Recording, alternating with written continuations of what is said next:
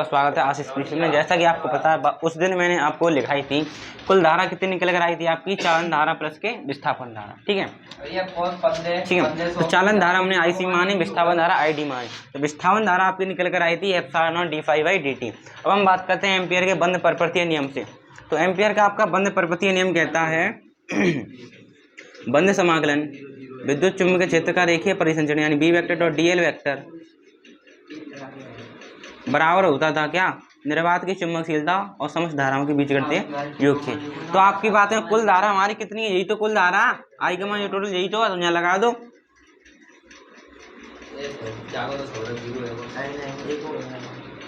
तो mu naught plus के आई का मान कितना है, आई सी प्लस के एप्सिलॉन नॉट d∅dt। ठीक है, इसे आप क्या कहोगे, इसे मैक्सवेल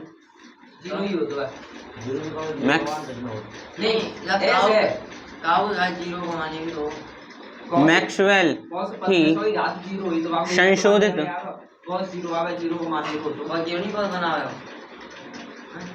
इसे मैक्सवेल की संशोधित समीकरण कहा जाता है।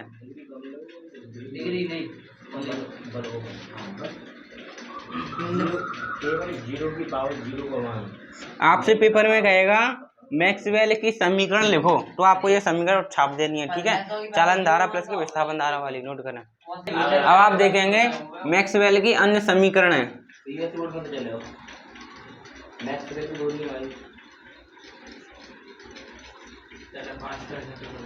मैक्सवेल की अन्य समीकरण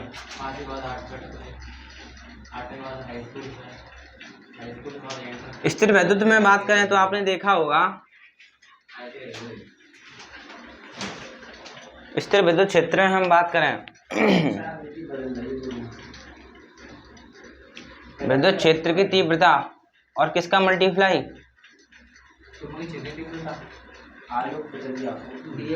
मैंने आपको लिखाया था गॉस का नियम क्या कहता था, नोट करें।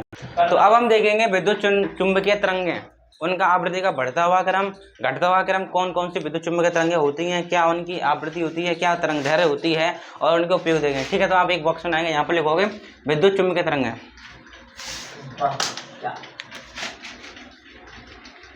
विद्युत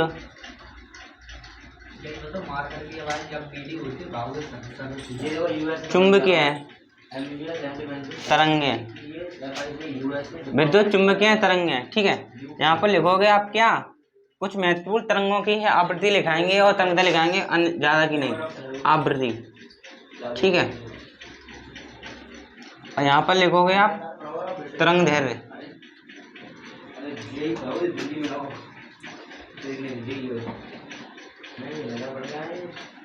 यहाँ पर लिखोगे आप उपयोग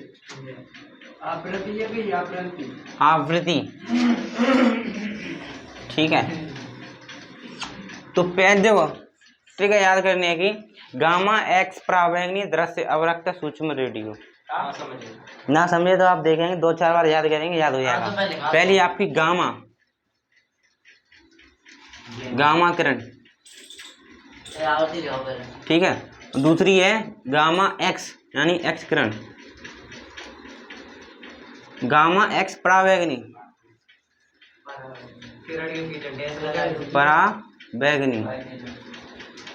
परावैंगनी तरंग। ठीक है, गामा एक्स परावैंगनी दृश्य, गामा एक्स परावैंगनी दृश्य अवरक्त। छठवीं सूक्ष्म, सातवीं रेडियो,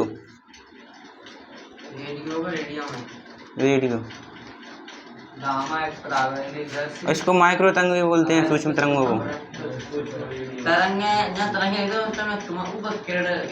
माइक्रो तरंग। हाँ ऐसे बोल देते हैं, गामा तरंग बोल दो, पहले गामा एक्स किरण ज्यादा बोलते हैं, गामा किरण एक्स किरण आपकी क्या है, विद्युत चुंबकीय तरंगें हैं। जरूरी थोड़ी है कि नाम के पीछे तरंग आई। ठीक है, परावैंगनी तरंग, दृश्य तरंग, अवरक्त, सूक्ष्म, रेडियो। ठीक है, तो ये आपकी कौन है, विद्युत चुंबकीय तरंगें हैं। इनमें से 2-4 आपसे कहेगा विद्युत चुंबकीय तरंगों के नाम लिखिए, तो इनमें से लिख देना आप। ठीक है, अब आप देख रहे हैं ध्यान से, अगर मैं ऊपर से नीचे चलूंगा ऊपर से नीचे चलूंगा तो आपकी क्या होगी, तरंग दैर्घ्य बढ़ेगी। क्या होगी, तरंग दैर्घ्य बढ़ेगी। तरंग दैर्घ्य बढ़ेगी, मतलब ऊपर से नीचे ला तो तरंग दैर्घ्य क्या होगी, बढ़ेगी। मैं आपसे पेपर में पूछेगा सबसे अधिक तरंग दैर्घ्य वाली विद्युत चुम्बकीय तरंग बताओ, तो कौन सी है आपकी, रेडियो। रेडियो की आपकी तरंग दैर्घ्य क्या होगी, सबसे अधिक होगी। सबसे कम विद्युत चुम्बकीय तरंग वाले की तरंग दैर्घ्य कौन है आपकी, गामा। क्यों, देखो यहाँ से स्टार्ट हुई है, इससे ज्यादा इसकी, इससे ज्यादा इसकी, फिर इसकी, फिर इसकी, मतलब सबसे ज्यादा तरंग दैर्घ्य किसकी होगी, रेडियो की। सबसे कम किसकी होगी, गामा की। तो ये वाली तो याद होनी चाहिए आपको। ऐसे करके पूछ लेगा सबसे अधिक तरंग दैर्घ्य वाली विद्युत चुम्बकीय तरंग, तो क्या बताओगे, रेडियो। सबसे कम वाली गामा, ठीक है। तरंग दैर्घ्य का मतलब हो गया ऊपर से नीचे चले तो तरंग दैर्घ्य बढ़ेगी। अगर मैं नीचे से ऊपर चलूं तो आवृत्ति आपकी क्या होगी, बढ़ेगी। तो आपसे पेपर में पूछ लेगा सबसे अधिक आवृत्ति वाली तरंग गामा, सबसे कम आवृत्ति वाली तरंग रेडियो। ये क्वेश्चन बन जाएंगे, कर लोगे, ठीक है। अब इनके उपयोग की देखें।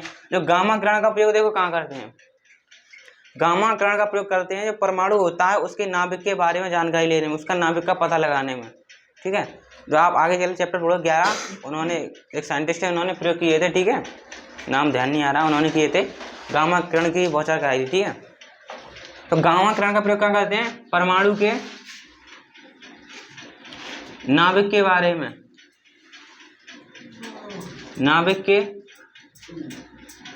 बारे में जानकारी के, परमाणु के नाभिक के बारे में जानकारी के लिए, नाभिक किधर है पता लगाने में, ठीक है। गामा किरण, एक्स किरण का प्रयोग देगा, डॉक्टर दुकान एक्सरा करते हैं तो नहीं एक्स किरणों का प्रयोग करते हैं, ठीक है। तो आप क्या लिखोगे, ठीक है। यार रोग होते हैं उसका निदान करने में, तो आप क्या लिखो, सर्जरी में। अरे तुम तो चिकित्सक में, चिकित्सक द्वारा सर्जरी के रूप में, सही है, सर्जरी के रूप में, चिकित्सक द्वारा सर्जरी के रूप में। अब परावैगनीकरण का देखो, परावैगनीकरण का कहाँ प्रयोग करते हैं, परावैगनीकरण का प्रयोग कहाँ करते हैं, देखें इसमें होगा कुछ। तो पहले नीचे से देख लेते हैं, ऊपर से देखें, ठीक है। रेडियो तरंग की बात करें, देखो रेडियो तरंग कहाँ मिलेगी आपको, रेडियो में मिलेगी और टीवी में मिलेगी, ठीक है। तो आप रेडियो तरंग देखो, रेडियो में, किसमें, रेडियो में और टीवी संचरण में, टीवी संचरण में, ठीक है। और सूक्ष्म तरंग है, देखो सूक्ष्म तरंग आपको मिलेगी किसमें, रडार में, रडार, रडार में और माइक्रो में,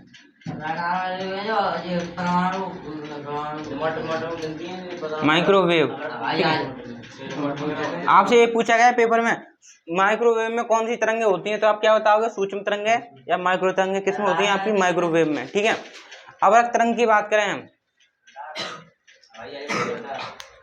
ठीक है, कितना नोट करें। तो अब आप ध्यानपूर्वक उपयोग देखें, ठीक है। आवृत्ति तरंग लिखने की कोई आवश्यकता नहीं है, पेपर में पूछा था, आप मॉडल से देख सकते हैं, ठीक है। तो पहली तरंग है गामा किरण। गामा किरण का प्रयोग क्या करते हैं, परमाणु के नाभिक के संबंध में जानकारी प्राप्त करने में, ठीक है। दूसरी आपकी एक्स किरण, एक्स किरण का प्रयोग करते हैं चिकित्सक द्वारा सर्जरी में, रोग निदान में, ठीक है। और परावैगनी तरंग का प्रयोग करते हैं दोस्तों जो खाने पीने की वस्तु होती हैं उसके संरक्षण में, आदर्श लिखाई को देखने में, नकली दस्तावेजों का पता लगाने में, और अंगूठा होता है, फिंगरप्रिंट होती है, उसका पता लगाने में, ठीक है। दृश्य तरंग की बात करें तो अणुओं की संरचना के बारे में पता लगाने में, जो इलेक्ट्रॉन है, परमाणु होते हैं, परमाणु के बाहरी कोश में इलेक्ट्रॉन का पता लगाने में, वहां पर ही प्रयोग कर लेते हैं किसका, दृश्य तरंग का। अब अवरक्त तरंग की हम बात करें, आर पार देखने में इसका प्रयोग कर लेते हैं, पौधों घरों में इसका प्रयोग करते हैं, जो युद्ध होते हैं युद्ध के समय धुंध और कोहरे में भी किसका प्रयोग कर लेते हैं, अवरक्त तरंग का प्रयोग करते हैं। और सूक्ष्म तरंग की बात करें इसका प्रयोग करते हैं रडार में और माइक्रोवेव में, ठीक है। और रेडियो तरंगों की बात करें, रेडियो वाली वही वाली, रेडियो में और टीवी संचरण में किसका प्रयोग करते हैं, रेडियो तरंग का प्रयोग करते हैं, ठीक है। आसान समझ में आ जाएगा, नोट करें।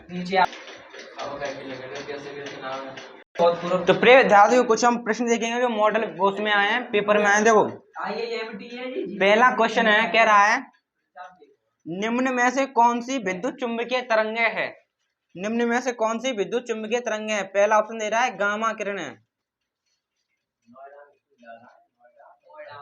ठीक है। और दूसरा है एक्स किरण है, कौन सी विद्युत चुम्बकीय तरंग है, ठीक है।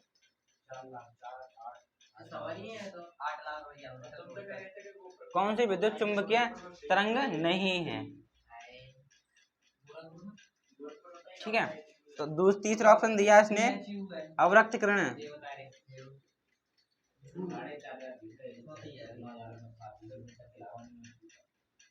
और चौथी है आपकी बीटा किरण है।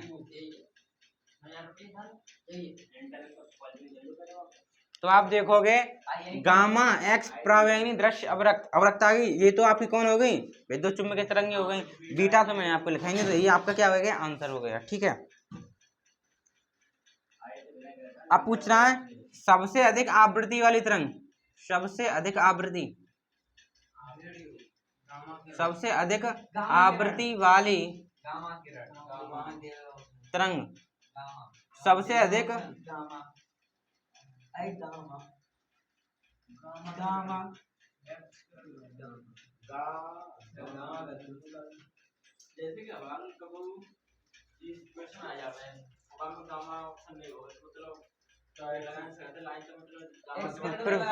फिर आप देखेंगे कौन सी किसकी ज्यादा मिल रही है, उसमें लगा दें, ठीक है। सबसे अधिक आवृत्ति वाली तरंग कौन सी आपको मैं लिखाई थी, गामा, ऊपर से स्टार्ट होगी ऊपर से चलेंगे, तो सबसे अधिक आवृत्ति वाली तरंग कौन सी होगी आपकी, गामा, ठीक है, गामा तरंग। और आपसे क्वेश्चन पूछा है सबसे अधिक तरंग दैर्ध्य वाली विद्युत चुम्बकीय तरंग, सबसे अधिक, सबसे अधिक तरंग दैर्ध्य वाली तरंग, ये बहुविकल्प प्रश्न पे पूछ गए, ठीक है। कौन सी है आपकी, नीचे सबसे पहले रेडियो, ठीक है। सबसे अधिक तरंग दैर्ध्य वाली तरंग कौन सी है आपकी, रेडियो, ठीक है। ये हो गया आपका।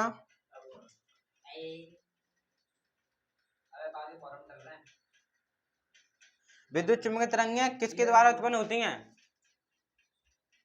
विद्युत चुम्बकीय तरंगें किसके द्वारा उत्पन्न होती हैं, क्वेश्चन कह रहा है स्थिर आवेश के द्वारा, आवेशहीन कण द्वारा, नियत वेग से गतिशील आवेश द्वारा, त्वरित आवेश द्वारा, त्वरित आवेश द्वारा, बताएं कौन सा। तो मैंने आपको लिखाया था आवेश की त्वरित गति के कारण उत्पन्न विद्युत चुम्बकीय तरंगें क्या कहलाती हैं आपकी, विद्युत चुम्बकीय तरंग क्या है, तो त्वरित आवेश द्वारा, ठीक है। आपसे पूछा है विद्युत चुम्बकीय तरंगों की प्रकृति कैसी होती है, मैंने आपको लिखाई है विद्युत चुम्बकीय तरंगों की प्रकृति, ठीक है। तो विद्युत चुम्बकीय तरंगों की प्रकृति ऑप्शन दिया है इसने अनुप्रस्थ, अनुदैर्ध्य, अनुप्रस्थ तथा अनुदैर्ध्य, इनमें से कोई नहीं। तो मैंने आपको ध्यान है, मैं लिखाई थी विद्युत चुम्बकीय तरंगों की प्रकृति कैसी होती है, अनुप्रस्थ, ठीक है। अनुप्रस्थ, ये भी एक प्रकार की तरंगे होती हैं, ठीक है। इस प्रकृति की आपके अनुप्रस्थ तरंगे होती हैं, अनुप्रस्थ, ठीक है। बहुविकल्प पूछा गया है। अब कह रहा है कम आवृत्ति वाली तरंग दैर्ध्य, कम आवृत्ति वाली तरंग दैर्ध्य, तो कौन सी आपको पता है, नीचे से जाएंगे सबसे नीचे कौन सी है, रेडियो, यही आपकी क्या है, कम आवृत्ति वाली तरंग दैर्ध्य, मैंने लिखाई थी, ठीक है, ठीक है। आशा है आपको क्वेश्चन समझ में आए होंगे। अब हम करेंगे क्या, क्वेश्चन वैसे वाले क्वेश्चन, ठीक है। इतने आप देख सकते हैं, समझ में आया होगा, नोट कर लेंगे। तो प्रिय विद्यार्थी, यह आप प्रश्न देखेंगे जो पेपर में कई बार पूछे गए हैं। तो कह रहा है इसका मान क्या होगा, तो मैंने आपको लिखा है इसका मान क्या होता है, ये होता है इसका, ठीक है, ये होता है, मैंने आपको लिखा है इसका मान आपसे पूछा गया, तो इसका मान क्या होगा, रूढ़ कब हटेगा, जब वर्क करेंगे तो आपका ये आंसर होगा, ठीक है। नोट करें, तो यह पेपर में भी सवाल आया है कई बार। कह रहा है क्वेश्चन, एक विद्युत चुम्बकीय तरंग में विद्युत क्षेत्र का आयाम 6 वोल्ट पर मीटर है, तो चुम्बकीय क्षेत्र आयाम क्या होगा। ऑप्शन ले लें आप, ऑप्शन दे रहा है आपको 6 टेस्ला, ऑप्शन नंबर 2 है आपका 2 × 10⁻⁻⁸ टेस्ला, और तीसरा ऑप्शन दे रहा है आपको 2 × 10⁻⁻10 टेस्ला, और ऑप्शन नंबर चौथा दे रहा है आपको 3 गुणा 10 की पावर माइनस के 8 टेस्ला। तो आप कौन सा टिक लगाना चाहेंगे? देखो मैंने आपको एक सूत्र लिखा है, ठीक है, मैंने आपको लिखाया था विद्युत चुम्बकीय तरंगों का जो वेग है विद्युत क्षेत्रीय तीव्रता एवं चुंबकीय क्षेत्रीय तीव्रता के अनुपात के तुल्य होता है, ठीक है, ठीक है। तो एक विद्युत चुम्बकीय तरंग में विद्युत क्षेत्र का आयाम कितना 6 वोल्ट पर मीटर है, चुंबकीय क्षेत्र का आयाम क्या होगा? तो मैंने आपको लिखाया है विद्युत चुम्बकीय तरंगों का जो वेग होता है यानी वेग यानी v की बात करें, ठीक है, क्या होता है आपका वेग यानी c की बात कर लें, ठीक है, किसका होता है? विद्युत क्षेत्रीय तीव्रता और चुंबकीय क्षेत्रीय तीव्रता के अनुपात के तुल्य होता है। मैंने आपको यह लिखाया था, ठीक है। तो ई का मान सी का मान तो आपको पता है कितना होता है 3 गुणे 10 की पावर 8 मीटर पर सेकंड। और आपको दे रहा है विद्युत क्षेत्र का आयाम यानी ई का मान कितना दे दिया आपको 6 वोल्ट पर मीटर, ठीक है। तो अब आप यहाँ पर लगा दें इसका मान कितना है 3 गुणा 10 की पावर 8, ई का मान कितना दिया आपको 6, ठीक है, और बी का मान निकालना 3 दूनी 6 कट गया 2 बार, अभी यहाँ पर पहुंचाओ 8 उधर पहुंच जाएंगे, तो बी बराबर आपका क्या निकल कर आया 2 गुणा 10 की पावर माइनस की 8 टेस्ला। समय में 10 की पावर 8 उधर जाएंगे तो माइनस में पावर हो जाएगी, ठीक है, दो तो यही है। तो ऑप्शन नंबर आपका सेकंड सही हो गया, ठीक है। इसी के ऊपर सेम ऐसा ही लेकिन संख्या चेंज कर दी गई है, उस पर हम सवाल देखेंगे। तो प्रिय विद्यार्थियों आज के लिए इतना ही, धन्यवाद।